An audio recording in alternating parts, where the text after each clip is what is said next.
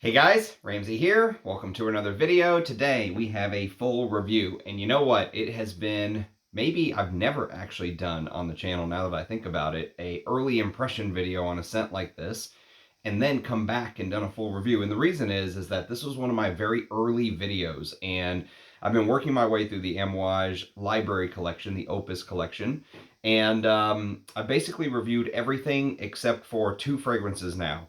This Opus 11, which we are going to be discussing today, and Opus 12, which is the next one on the list. And then after Opus 12 is done, we can do the full ranked. I can go back and then rank the entire library collection as to my favorites, which is going to be a pain, but I think that'll be a fun video. So, something new for the channel, to go back and do a full review after giving like a early impression video. But again, if you want to see my old setup, you can go watch my first video on Opus 11. So, before we do that, though, we have a very quick unboxing. And these are some samples from a new, maybe not necessarily new, but it's from a friend named Boris in the community. Boris runs a indie brand named Boka, B-O-K-A, from my understanding. And Boka is a brand that uses real material, well, I say real. He uses a lot of naturals in his fragrances, from my understanding. And he reached out and said, "Hey man, you want to smell some of my stuff?" And I said, "Sure, I'd love to." So he sent me some samples. And so let's see what these are. Let me see what these are. We'll do a very quick unboxing, and then we'll hop right into Opus 11, the full review. So here is the samples from Boris. And so the first one is called Boka Zelen, Z-E-L-E-N. These are extrait de parfum. This is a 2 ml. And let's see. Man, I wonder, that is very strong right there. I wonder if that leaked, or that's definitely a vetiver based scent. Z-E-L-E-N. Boka Zelen 2023. Italian bergamot, Japanese yuzu, key lime, beeswax absolute, green cardamom, pink pepper, Haitian vetiver, Mysore sandalwood, and Virginia cedar.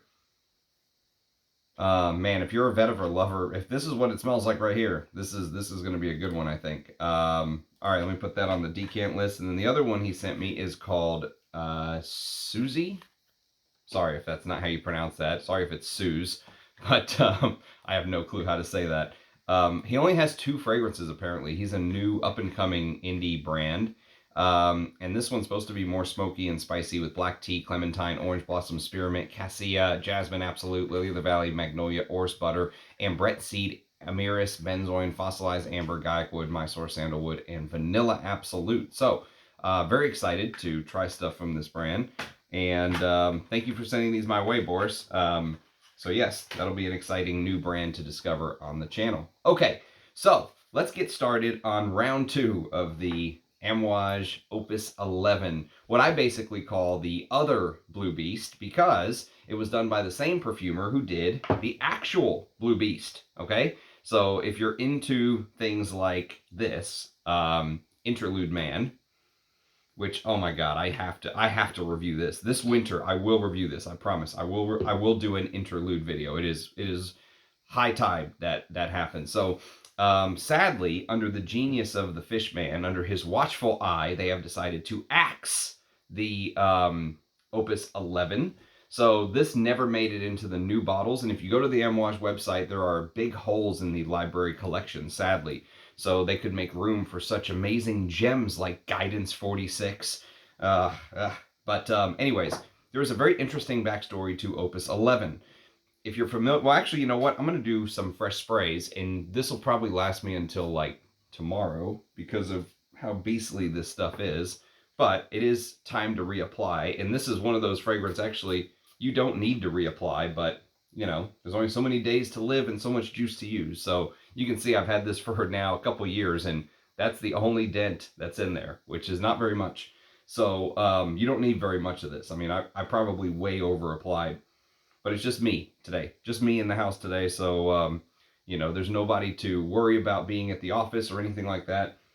But I'll tell you what, instantly, if you are familiar with Gucci Guilty Absolute, okay? There is no talking about Opus 11 without talking about Gucci Guilty Absolute. And for me, if you watched my Gucci Guilty Absolute review, you know I brought up Opus 11 a couple times in that as well. You have an idea. You have a very good idea, actually, of where this scent is going and what the foundation is. I think Gucci Guilty Absolute is one of the greatest designer fragrances of the 21st century. Sadly, it is also discontinued, and it is perfumed by none other than Alberto Morillas. Now, if you know sort of some of the library collection, you know that Alberto Morillas and Pierre Negrin, the creator of Opus 11 and the Blue Beast, they actually teamed up and worked together on a couple videos, let's try to find some proper words, Ramsey, on a couple fragrances for the library collection. So they were kind of co-perfumers, if you will. And so the story basically goes like this. Christopher Chong, the official Amouage story, which I had a very hard time finding any written old verbiage on this because it's not on the Amouage website anymore. But from what I discovered from doing some digging, the inspiration for this is fake news. Okay, so Christopher Chong, he's always inspired by these very abstract type ideas, right? So here it was fake news. And fake news, basically, what he wanted to do is he wanted to encapsulate a perfume that you had a hard time picking out what was real and what was fake. And so he went with this oud note. And of course, with the, does it have real oud? Does it not have real oud? Some people say it shouldn't matter. You should just like the smell, whether it has real oud or fake or not real oud. I shouldn't say fake oud, but let's say synthetic oud recreation, right? And as I always say, if the brand says there's real oud in it, there's real oud in it. Now, the percentages of real oud, you know, who knows, right? But to me, this smells like mostly a synthetic creation, but that's just my nose, again. So the first part of the story is this sort of fake news. He wanted to play with this idea of you know, this real versus fake oud side of things, right? The other side of the story, which I think is just as interesting, is that there was a new material released in 2017, and it was a restricted molecule, a captive molecule, if you will, patented in 2017 by Firmenich, according to my brief Google research. There's a website that basically shows all the lists of patents, and this one was patented officially in 2017. And the owner, Firmenich, basically made a rule that only the top tier perfumers could use this particular molecule. They weren't just going to let any Tom, Dick, and Harry use this brand new molecule that they basically patented, right? So it's meant to be a synthetic base, okay? And it's called wood leather. And as you can imagine, wood leather smells woody and leathery. So they may be very good at creating things that smell amazing, but they are not the best namers out there, not the most original namers. But also to my nose, like I said, it's woody, very leathery. The leathery aspects really tend to come through. And maybe the slightest hints of musk, maybe the slightest hints of fruit if you like really bend your mind and try to see through a prism or something. But the major notes to my nose are the woody and the leathery aspects of this leathery, this wood leather oud base, if you will. Okay. Now this is where the story gets interesting because at first, like I said, Firmenich limited the use of this captive molecule to only the most experienced perfumers. They didn't want to allow anyone off the street to just be able to use it. And there were two perfumers who instantly got the green light. One was Alberto Morillas. The other was Pierre Negrin. And this is coming from somebody with some inside knowledge in the industry who told me the story, who I really respect. They wouldn't lie to me. I believe that they believe that this is a true story, and it makes perfect sense to me, so I'm rolling with it. So in effect, what ended up happening is it turned into this race, basically. It became kind of like a fragrance arms race, if you will, to see who could release the fragrance first with this new captive molecule in it, okay? Now, also, as I was thinking about this today, it got me thinking maybe this is the reason why Gucci Guilty Absolute felt so out of place in the lineup. You know, if you know the Gucci Guilty lineup, you know that it's filled with this bubblegummy smell, sweet kind of designer type thing. And this is 180 degrees the opposite direction. And maybe because they were rushing to get it out there, they wanted to be the first ones to release it. They didn't even worry about creating a new bottle or anything like that. They just stuck it in what they had and put it on the shelves. And it was actually released the exact same year as the patent was officially given to Firmenich in 2017. So I think they applied for the patent. To be fair, I think they applied for the patent in 2016 from the research I did. So they probably had a year or so to prepare for this. But either way, they probably couldn't release it until the patent was officially granted. So Gucci beat Amouage to the punch, which is very telling, because usually these niche houses are the ones that are more on the cutting edge, and the designer houses are more sort of following the trends, and they're the tag-alongs, you know, they're the also rans. And that's not the case here. That's why I say I do think this is one of the best designer releases of the 21st century. They beat Amouage to the punch. So it wasn't until 2018, a year later, when Pierre Negrin basically released what I call the other Blue Beast, right? We got the Blue Beast, we have the other Blue Beast, because they're both beasts. And so how does it smell?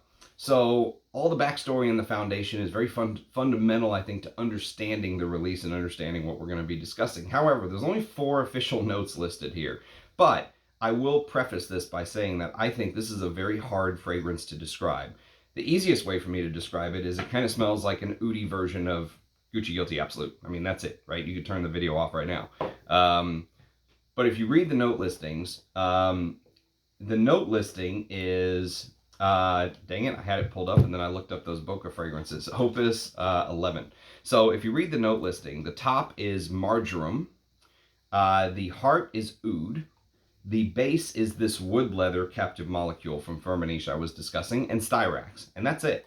And so the first thing that may pop in your mind is, that doesn't sound anything like Gucci Guilty Absolute from the note listing, and you would be correct. But that wood leather note is so strong that, at least to my nose, everything revolves around it in this, and everything revolves around it in Gucci Guilty Absolute. There were also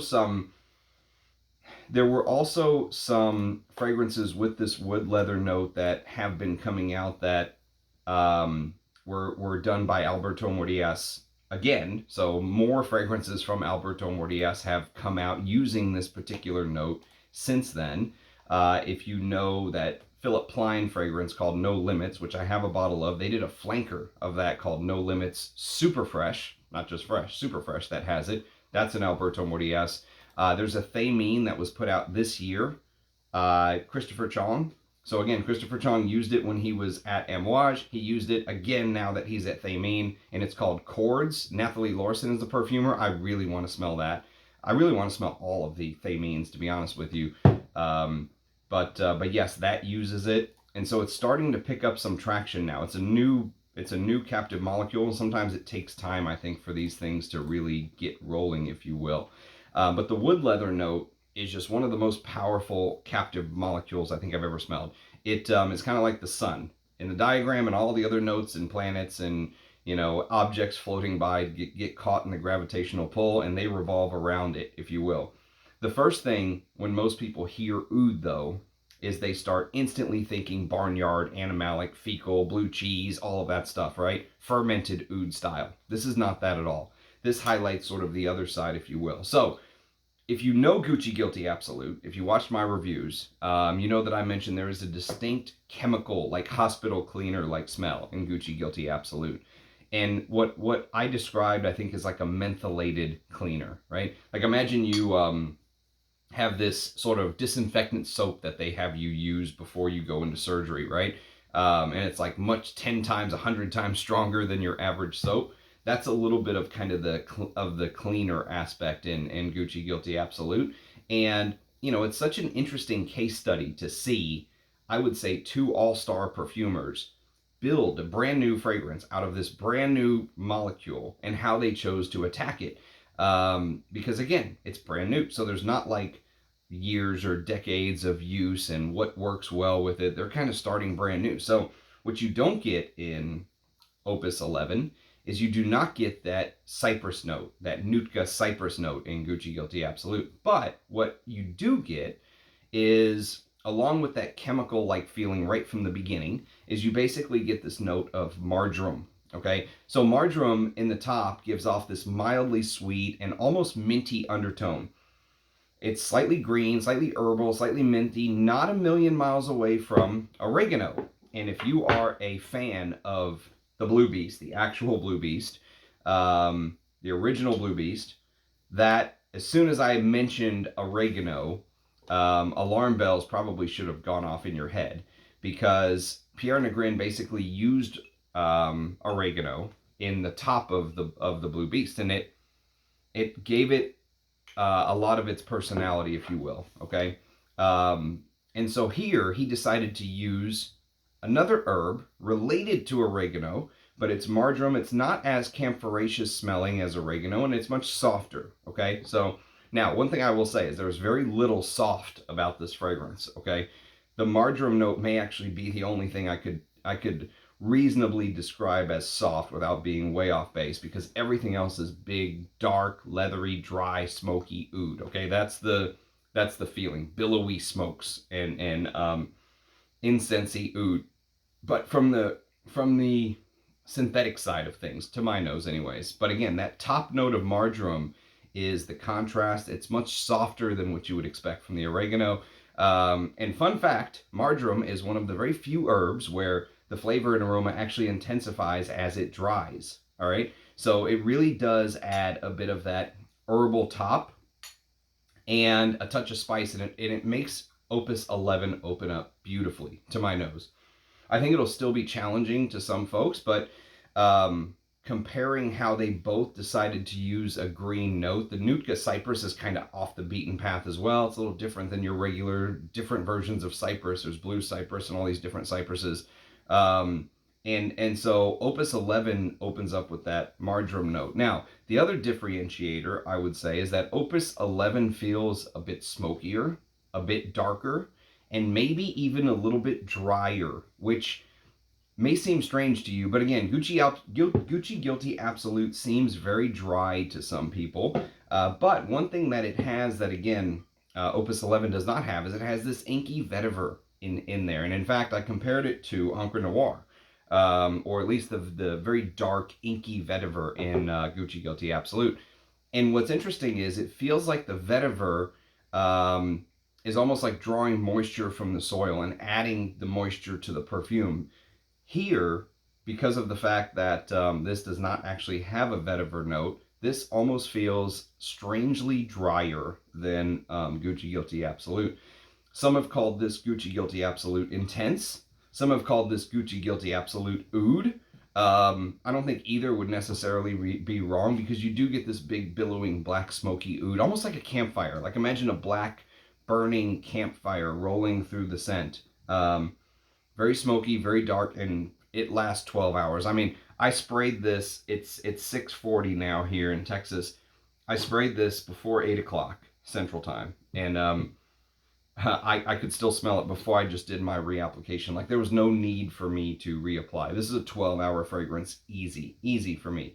Now, interestingly enough, my daughter, which you know, just for kicks and giggles, I usually like to ask her, what does this smell like, you know?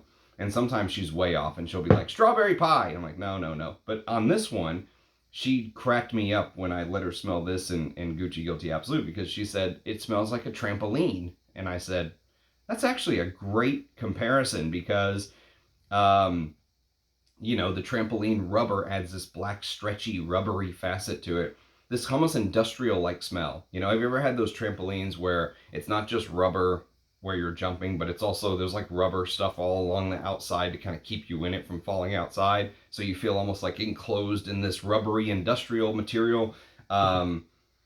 That's an example, or even that industrial cleaner idea I was mentioning earlier. I would say that this doesn't have as much of the cleaner smell of Gucci Guilty Absolute. There's something almost fresh in Gucci Guilty Absolute that kind of comes through sometimes.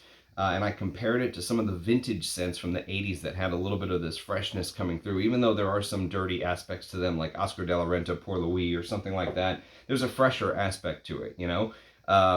And you get some of that in Gucci Guilty Absolute. You do not get as much of that here. I mean, this really focuses on more of the chemical, darker side of things, if you will. And of course that rubbery, imagine like a gym mat, like those rubber mats you put down in the gym so weights don't fall and crack the floor, you know?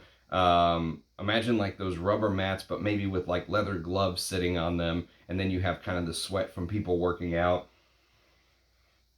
That is a great, that is a great imagery. So again, this is a hard scent to describe without talking about other scents because it is so similar to Gucci Guilty Absolute. But if you highlighted a couple sort of points, smoky, earthy, resinous, maybe even petrichor-like smell, dark, daring, heady, but to my nose, like I said, it smells very synthetic. If you've been sniffing the Ensars, the Aries Ladores, the Bortnikoffs, the Sherwoods, you know, if you've been sniffing these, the Rising Phoenixes, these sort of brands that are more natural, Sultan Pashas, I'm not saying there's not real oud in here. I learned, you know, I've learned long ago, you go with whatever the brand says. If they say they're using real oud, believe them. And back to the blurb, you know, Christopher Chong basically, from my understanding, may have mixed some real oud and some synthetic oud, so you didn't know what was real news, quote unquote, and what was fake news, quote unquote. But it is a very synthetic smell to my nose, okay? I think it's a very well done synthetic oud. It's probably one of my favorite takes on a synthetic oud that I have in my collection. But easily that could be, I think, one of the criticisms here is the synthetic nature of the creation. You know, you're paying, I think this retailed, if I'm not mistaken, for $405 for 100 ml, okay, retail.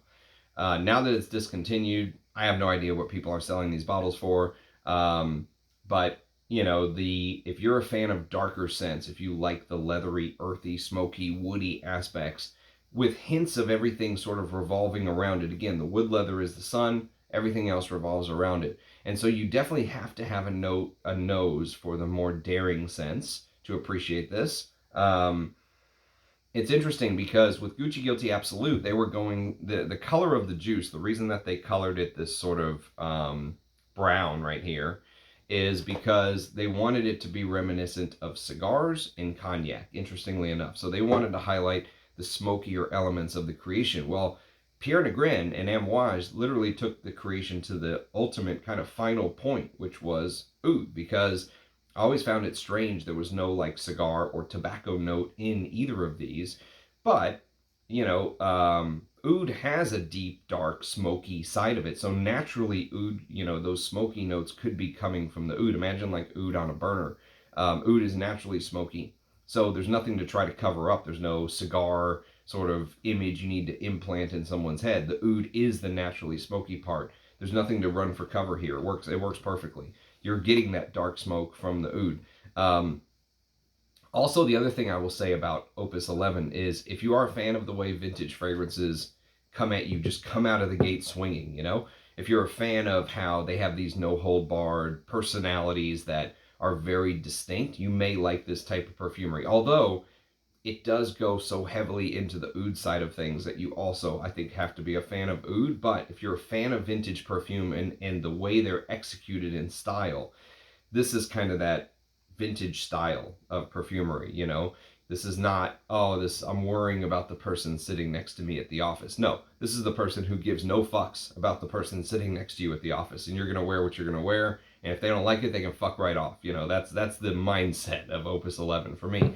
Now, many people have mentioned this Band-Aid-like feel in these creations. And, you know, imagine you have a Band-Aid, you cut yourself, you get blood on the outside, it makes it slippery, you're trying to open that stupid little piece of plastic around the Band-Aid, you can't, you get pissed off, you rip it off, you rip the Band-Aid out, then you have those little flaps on there you have to pull off.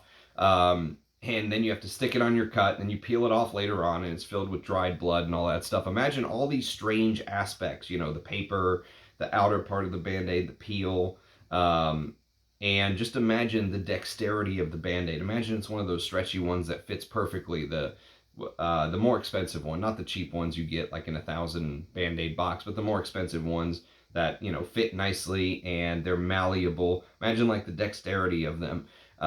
They can stretch and fit, and just imagine then taking that Band-Aid with your blood and burning it, right? but not just on any fire, burning it on like a birch fire, right? So you get the smoky, papery birch smell along with the strange material, whatever strange material that Band-Aid is made out of, also burning. And then you get this exotic, almost viscous, petrol-like smell. That is how I would describe Opus 11. That's the best way I can describe it. And I've tried to describe it in multiple ways because it's such a strange, saying it one way may not click with you. Saying it another way, you may go, that's it. I understand exactly what he's talking about. Don't forget, when people say something smells like a hospital, a lot of times they're talking about the disinfectant aspect of hospitals, because hospitals are constantly clean. They're constantly cleaned with chemicals and disinfecting agents and all these other weird things. So imagine you offset that image of the hospital being clean sort of against the backdrop of the fire I was mentioning earlier, right? With the Band-Aid getting thrown in. But then you look up and in the rafters in the trees, you have almost like an animal hide that's sitting there. And the animal hide was maybe cleaned by like one of the younger people on the hunting trip, and maybe they didn't do it properly, and it's been sitting there for a few days. You guys kept coming back to the same campsite, and it's beginning to rot, right? So you get the leather from the hide or the skin, but you also get this malodorous substance that could be maybe unpleasant to some or others. Now, I think you would love it if you love animalic and challenging fragrances, but some people may look at that more challenging side, let's say, the unpleasant side of the leathery skin hanging there, and they may be like, no, this is absolutely not for me. This is too crazy. So I'll read you in closing here. I'll read you kind of the blurb that Firmenich wrote about this wood leather note, because it really is, like I said, the star of the show, in my opinion. From smelling these two, the similarity has to be that wood leather note, and it really sort of overtakes so many other molecules and so many other notes that you're smelling. So here's what Firmenich claims. They claim that wood leather is inspired by pure natural oud. Wood leather is alive with the 1,000 facets of precious oud. But then they say the composition may be a unique technical solution to create natural reconstructions, which sounds like lawyer speak to me, or sounds like something that I'm not smart enough to figure out, like they're trying to pull something over on me. But either way, I'm a fan of Opus 11. I'm a fan of the wood leather note. I'm excited to knock this one out. I'm excited to do a proper review. I went back and watched my first review, my early impression of this, and it's not very good. I'm not going to lie. I didn't seem as calm in front of the camera.